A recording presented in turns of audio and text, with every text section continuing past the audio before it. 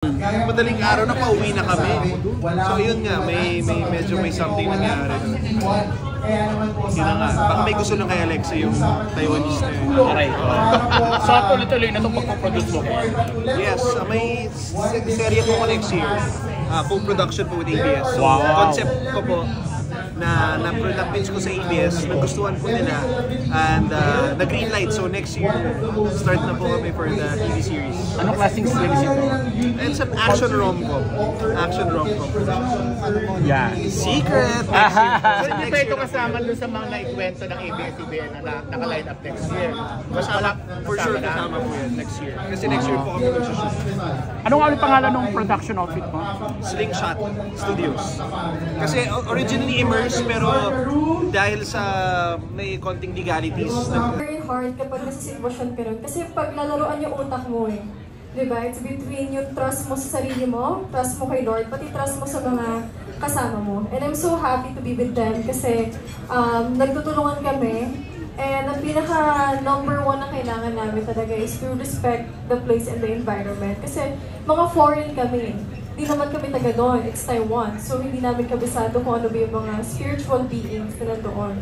So we need to respect it. And siguro based sa experience ko talaga, number one, you really need to focus sa pinaka-objective mo. Kasi kapag natalo ka sa sarili mong isip talaga, doon ka nila aatakihin. Yun. Saka actually witness ako kasi I was with them, diba? Naglolokohan kami pag may nararamdaman na kaming hindi maganda. Sabi namin, siguro hindi naman nila tayo gagambalain kasi hindi nila kami naiintindihan kasi Taiwanese sila. Diba? Iba yung prayers and all. But we learned, diba, na parang kailangan mo talagang respetuhin eh. Kahit ano pang religion yan, as long as you give respect, diba? Yun talaga yung ginawa namin. Magkakaiba din kami ng religion, pero sabay-sabay kaming nagdadasal before we enter each location. Kasi I remember pa, Mark, one time lang minsan kapag nag-dinner kami, nagpapaiwan talaga ako sa lobby ng hospital. Sabi ko, I'll be here lang, sabi ko, I'll just stay here. Siyempre kasi gusto kong pakiramdaman eh. Kahit nag-dinner sila sa labas, gusto ko talaga mag-dinner doon sa loob ng hospital. Especially, ayan, hindi naman to spoiler, but si Jane ay na-assign sa isa sa pinaka-haunted na department ng hospital. So kailangan sa akin. At kailangan niya talaga. Biglaan lang talaga nila akong in-invite dito, nila Ken. So, ako na ngayon bigla ang na-invite sa grupo. Ako po yung nilagay dun sa pinaka-crucial. Bunutan ata, nag-roulette ata tayo sa Taiwan. But si Jane was thrown out to the scariest department ng hospital. So, palakpakan natin si Jane kung paano niya. Nandito siya, bumbo! Thank you, Jane. Dahil napag-usapan natin that we shot it in Taiwan, may kausap pa si boss. Tatalon muna ako kay Rob. Rob, nakita namin sa trailer, isa ka dun sa mga ang kulit, ikaw yung pasaway, ganyan. Di ba parang ikaw yung gagawin lahat kahit pigilan ka namin. Ano sa tingin mo yung naging ambag mo or naging role mo sa grupo? Wala. Wala. Siguro, papalagi, inisip ko, ako yung isa ako sa mga nagtutulak ng story. Ako yung nag-uudyok sa mga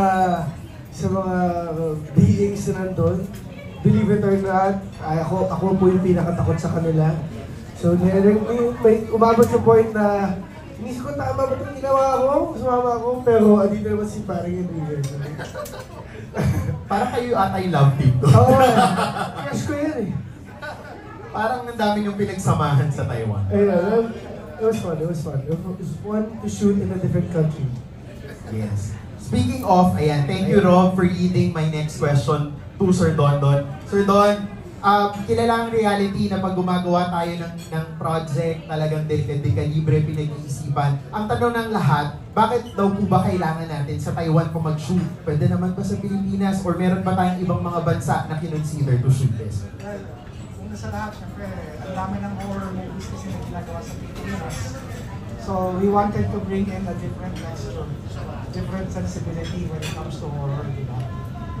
Kahit adaptation siya, pero hindi naman ginaya talaga totally.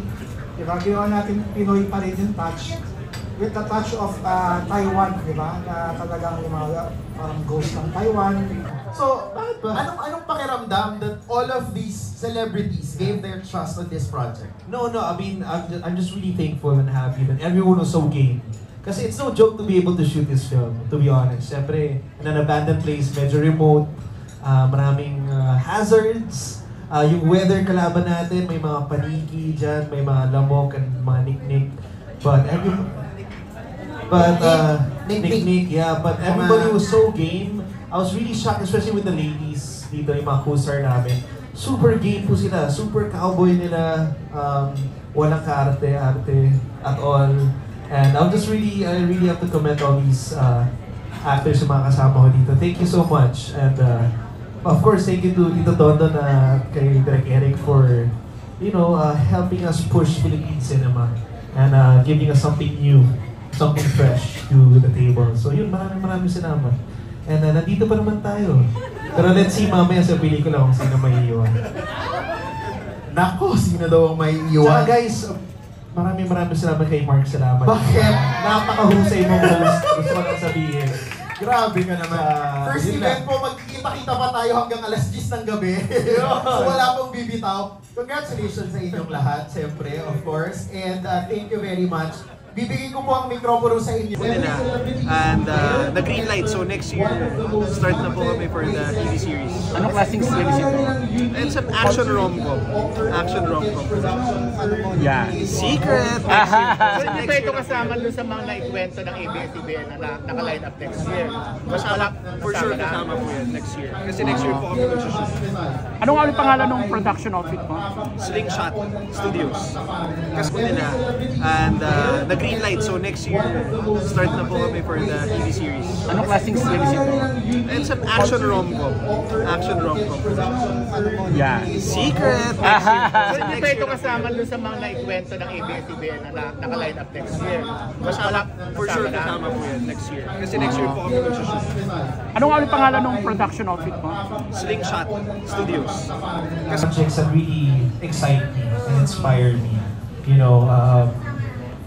You reach a point na you really want to be, instead of a smart actor, parang you just want to do it for fun and for the love of the craft. So, nasa point ako ng I just want to enjoy and have fun. Kaya I did this comedy film, I'm doing this horror film. I'm just enjoying. Because I haven't enjoyed as much, doing projects in a long time. So, especially coming from pandemic, di ba? Yeah. And it's just something new and something excites me. At least, you have to keep on looking for something that excites you at times, para, mabuhayan ulit yung fire inside of you. Alam mo yun? So yun lang. Just really enjoy. Thank you. Sir Don, kamusta naman si Enrique na bilang matagal ka ng producer? Kamusta naman si Enrique, co-producer? Maganda kay Enrique, honest niya sa producer. Hindi lang by title na producer siya. Nagko-contribute talaga siya sa ideas. Diba? Marami siyang inputs. Which is important, diba? Tsaka maganda rin, naglalabas siya ng pera. I mean, tatanungin niya ako kung talagang gusto ko makasama si Enrique to produce another one. Kaya kasi lahat ng mga LPs, diba? Nandun sila, oh my God, Amara, Clara, original are all there. Tapos sila, grabe, sila Tita Sylvia, kasi nalaman namin si Arjo is there, my friends. Ang daming malalaking pangalan, malalaking artista na hindi na bago sa MMFF at hindi na bago sa kanila ang umaakot na mga awards, diba? Nakaka-pressure siya in a sense na deserving ba kami mapabilang dito? But I look back at our project yung pinagpagura namin and I truly believe na we really deserve to be in the lineup. So, at the end of the day, judgment naman ng tao to kung ano yung gusto nilang panoorin.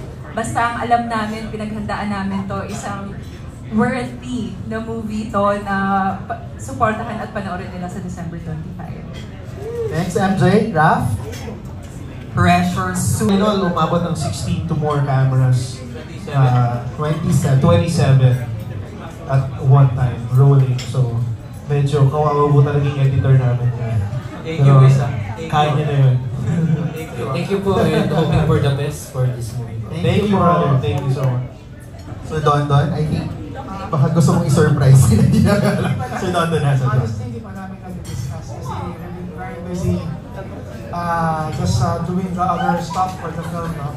But in the coming days, I'm sure makakapag-usap kami and we'll come up with a list. Yeah.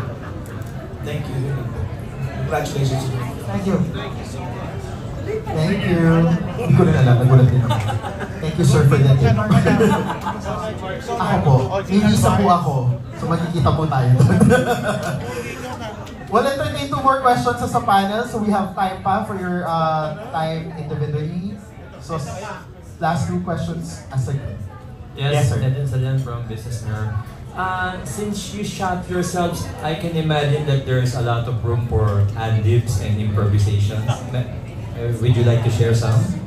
Rob, Jane?